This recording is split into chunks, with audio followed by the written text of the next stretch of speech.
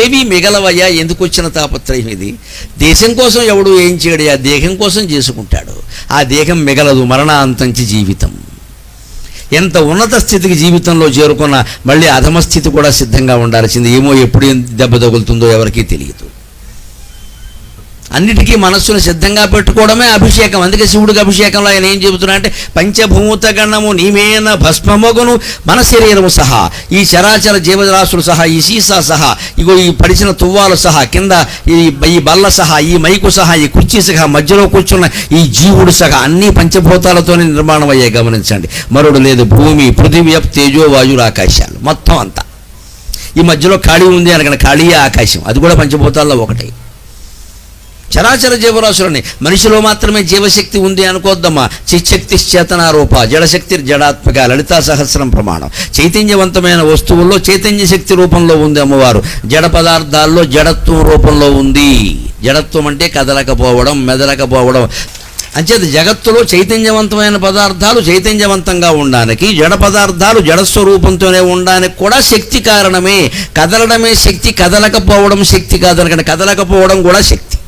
అది కదలలేదు కాబట్టి కదలదు. కదలకపోవడం దాని లక్షణం, కదలలేదు కాదమ్మా, కదలకపోవడం దాని లక్షణం. కదలడం నా లక్షణం, అంతే తేడా. నా అవసరానికి నేను కదలాలి, అది కదలకూడదు. అందుకే పరమేశ్వరుడు దాన్ని చేశాగా పుట్టించాడు, నన్ను మనిషిగా పుట్టించాడు. అది దైవమే, నేను దైవమే, మీరు దైవమే, సమస్తము దైవమే.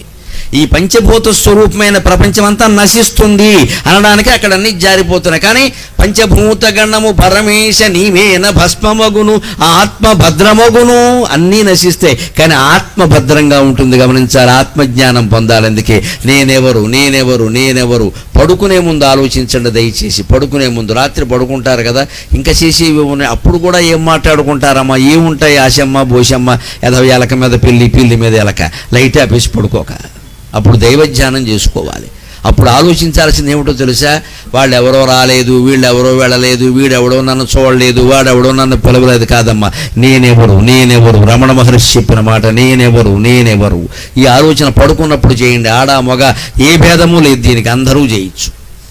ఈ చేత కాకపోయినా చేయండి, రోజు 5 నిమిషాలు చేయండి.